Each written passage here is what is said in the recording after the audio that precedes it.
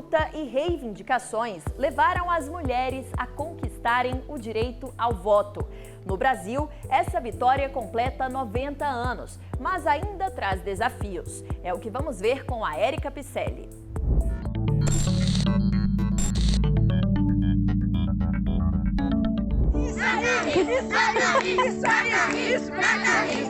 Aos 83 anos, Dona Nathan-Ri é um exemplo de que elas estão bem longe de ser o sexo frágil. Advogada, professora, ativista social, mãe, avó, bisavó. Essa goiana é uma das pioneiras de Brasília. Chegou à capital do país em 1959 e, desde então, trabalha duro em defesa de uma causa muito nobre, as crianças, no projeto Ação Social do Planalto. Alguém se lembra do pirulito, naquela época enrolado no papel, e que eles vinham naquele tabuleiro? Pirulito, alô, correio. E assim, nossos meninos, que eu até tenho um mascote aqui, vou mostrar para vocês, é o símbolo da nossa instituição. E foi assim que eu comecei o trabalho social em Brasília. Nathan-Ri tinha 7 anos de idade quando, em 24 de fevereiro de 1932, o Código Eleitoral passou a assegurar o voto feminino. E foi em 1934 que o direito de as mulheres elegerem seus representantes passou a ser previsto na Constituição Federal.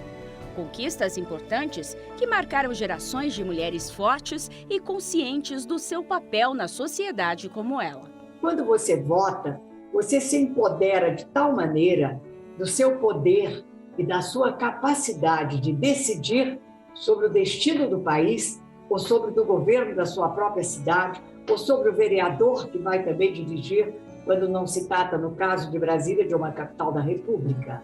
Isso realmente é das coisas, das grandes conquistas da mulher. Mas, apesar dos avanços, a luta delas por igualdade de direitos ainda é atual. As mulheres representam quase 53% de todo o eleitorado brasileiro, mas são a minoria nos cargos eletivos e também precisam de políticas afirmativas para poderem acessar esses espaços. Eu sou o resultado da cota. Se não tivesse a lei dizendo que as mulheres teriam direito, recurso para serem candidatas, eu não estaria hoje deputada federal. Foi a minha primeira eleição, onde eu tive o recurso do partido. Tá? Mas nós queremos que no futuro próximo nós tenhamos esse direito como uma questão mesmo da participação da mulher e não como uma exceção.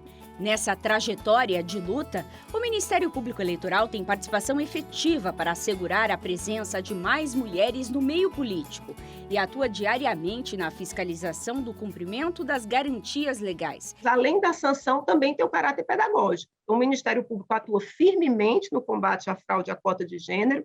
Ano passado, inclusive, fiz reunião com os promotores para que a gente pudesse buscar parcerias para divulgar e colocar que as mulheres elas não podem aceitar ser cooptadas, aliciadas, elas precisam realmente ter a consciência, despertar o interesse na disputa. Algumas mudanças legislativas recentes são significativas para as mulheres que ocupam cargos políticos ou pretendem se candidatar nas próximas eleições.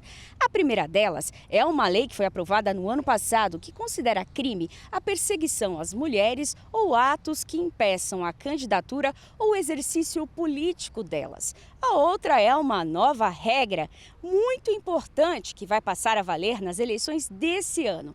Os votos recebidos por candidatas mulheres vão valer em dobro para fins de recebimento do fundo partidário. Um incentivo para que os partidos apoiem mais candidaturas femininas. Os instrumentos legislativos eles são extremamente necessários e importantes nesse combate. Se, por exemplo, eu estou no momento da propaganda, né, a partir do dia 16 de agosto, e tem lá que determinada conduta é criminosa, e eu tenho um crime específico em relação à mulher, então eu vou ter um instrumento a mais para combater aquilo ali. É de suma importância por isso, porque o Ministério Público já vai poder ter um amparo legal para ter uma atuação na violência política. Dispositivos necessários para coibirem situações como a que aconteceu no início de fevereiro, em uma situação na Câmara de Vereadores da cidade de Aparecida de Goiânia, em Goiás. A vereadora Camila Rosa teve o microfone cortado pelo presidente da Casa Legislativa, André Fortaleza, enquanto rebatia comentários que ele fazia de um post que ela fez em sua rede social, defendendo a participação das mulheres na política. O senhor sempre fala de caráter, fala de transparência. Parece que o senhor tem algum problema com isso. Então, só um minutinho, estou falando. Não, vereadora. Então o senhor me respeita. Não, quem vai me respeitar é a senhora. Eu quero que o senhor respeite. Eu sou presidente, a senhora vai me respeitar. Eu respeito o senhor como entendeu? presidente. A senhora vai me respeitar. Mas o senhor tem que me respeitar como Corta vereadora. o telefone dessa vereadora para mim. Agora. Eu fui vítima disso aí, dessa violência política de gênero.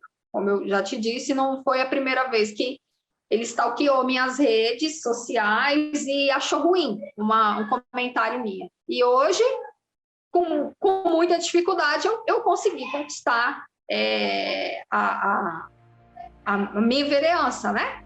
Agora imagina quando eu era candidata e imagina as outras candidatas que vêm por aí, o que não acontece. E é por isso que a gente tem que se basear na lei.